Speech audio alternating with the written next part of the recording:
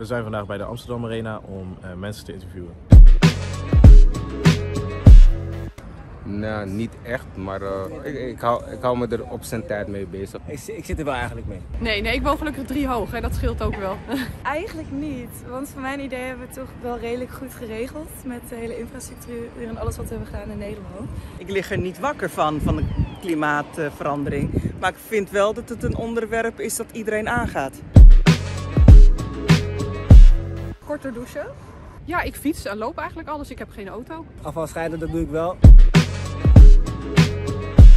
We gaan niks goeds te zeggen hebben, man. Wat hebben jullie ervan gemaakt? Kijk hoe het eruit ziet. Ik denk niet dat ze heel blij zijn, nee. Nee. Besparen die handel. Wees inderdaad een beetje zuinig op de aarde. Wees gewoon netjes. Probeer zo clean te zijn als je kan. Boodschap van de dag, duurzaam leven.